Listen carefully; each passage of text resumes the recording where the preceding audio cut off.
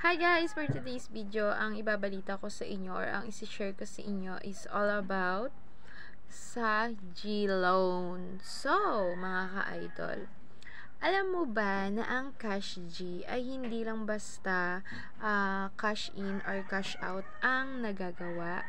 So, madaming pwedeng gawin sa Cash G. Pero, ako kasi dati mga ka-idol ay hindi ko akalain na ganun pala siya.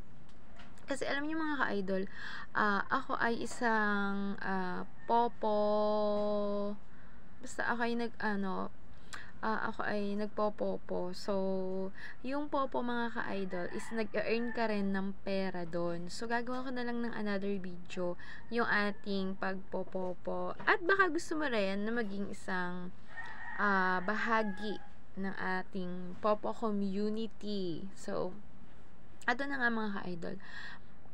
Paano ko na-open yung aking G-Loan? So, ganito lang ang nangyari mga ka-idol. Lagi ko siyang nagagamit.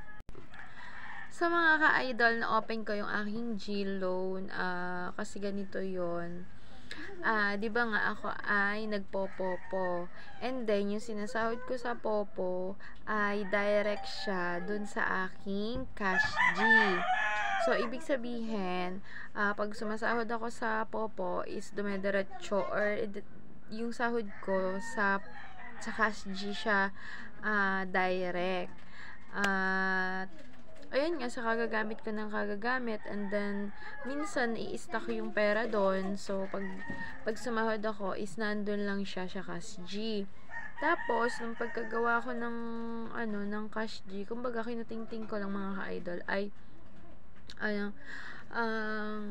meron doong, so meron ditong G-Save. So, ang ginawa ko, yung sa akin, nagbukas ako ng bank account sa CIMB. So, nag-deposit ako doon ng 50 pesos lang nung una, and then habang tumatagal kapag may putal-putal doon sa aking Cash G, ay ipinapasok ko siya sa aking G-Save.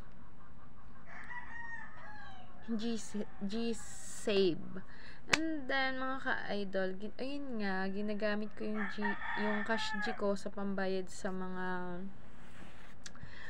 utangan namin sa sa SPay Later, sa S-Loan, basta sa mga utangan namin online is ang ginagamit namin lagi ay Cash G. And